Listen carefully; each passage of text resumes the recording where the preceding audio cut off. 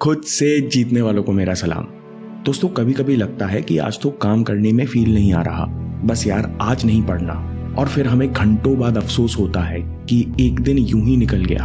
आप सोचते हो कि अच्छा काम शुरू करके बीच में छोड़ देने की परेशानी, जरूरी काम करके टाल देने की परेशानी केवल जवानी की है, तो आप बिल्कुल गलत सोचते हैं। 43 रिसर्च स्टडी की मेटा एनालिसिस में पाया गया कि प्राइवेट ऑफिसेज में लोग औसतन 30 से 60% जरूरी काम टालते हैं और कंसिस्टेंट नहीं रहते।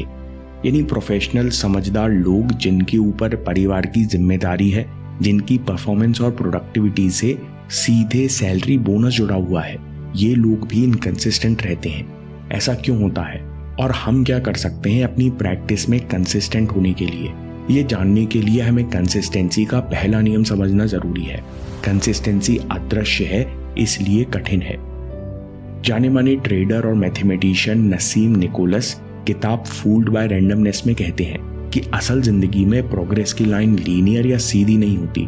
शुरुआत में रिजल्ट अदृश्य होते हैं, आपको कोई फायदा नहीं दिखता, फिर कई दिनों बाद अचानक ही रिजल्ट दिखने लगते हैं। नसीम कहते हैं कि मैं कॉलेज में मैथमेटिक्स और स्टैटिस्टिक्स पढ़ाता था, फिर साथ में जब मैंने ट्रेडिंग करना शुरू की तो 1 साल तक स्टडी करता रहा, लेकिन मैं मार्केट की चाल नहीं पकड़ पा रहा था।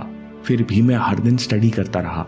मैंने कई सारे इकोनॉमिक्स के मॉडल पढ़े, फिर करीबन 1 साल बाद मैं अचानक सही डिसीजंस लेने लगा, मार्केट का सही अंदाजा लगाने लगा, क्योंकि मुझे अपने आप मार्केट के छिपे हुए पैटर्न्स और उनके रिलेशंस देखने लगे। ऐसा क्यों होता है? रिजल्ट्स कई दिनों बाद एकदम से क्यों दिखते हैं?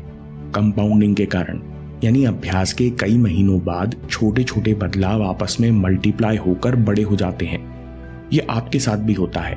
जब आप पहली बार कठिन ऑब्जेक्टिव क्वेश्चन सॉल्व करते हो तो शुरुआत में एक क्वेश्चन सॉल्व करने में 1.5 मिनट यानी 90 सेकंड लगते हैं, लेकिन जब आप कंसिस्टेंटली प्रैक्टिस करते हो, हर दिन 20 मिनट क्वेश्चन सॉल्व करते हो, तो आप 6 महीने बाद एक क्वेश्चन 60 सेकंड में सॉल्व करने लगते हो, क्योंकि बहुत सारी चीजों में छोटे छोटे इंप्रूवमेंट हुए हैं। आपके क्वेश्चन पढ़ने की स्पीड बढ़ गई है, कैलकुलेशन की स्पीड बढ़ गई है, फॉर्मूले और कंसेप्ट्स में क्लैरिटी आ गई है, कॉन्फिडेंस बढ़ गया है कि कौन सा क्वेश्चन चुनना है और कौन सा छोड़ना है। इस कारण आपको पता भी नहीं चलता कि 6 महीनों में आपका टाइम 90 सेकंड से 60 सेकंड हो गया है, यानी 33% कम हो गया है। इसका मतलब कंसिस्टेंसी अदृश्य है, बोरिंग लगती है। जब शुरू में रिजल्ट नहीं दिखते तो हम अभ्यास छोड़कर शॉर्ट ट्रिक्स ढूंढते हैं। विराट कोहली भी यही कहते हैं कि कंसिस्टेंसी बोरिंग है, इसलिए सफलता कठिन है। It's a conscious effort, it is more like eat sleep train repeat. आपको क्या करना चाहिए? विराट कोहली की तरह सोच समझकर सबसे जरूरी प्रैक्टिस और डेली रूटीन चुनो, फिर उसके पीछे पड़ जाओ, इन्हें बेहतर और बेहतर बनाते जाओ। कंसिस्टेंसी का दूसरा नियम है कंसिस्टेंसी को दिन की पहली प्रायोरिटी बनाओ। माइक मंसियास 14 साल से लेब्रॉन जेम्स के कोच हैं और एक कंपनी के को फाउंडर भी हैं। इन्होंने माइकल जॉर्डन को भी ट्रेन किया है।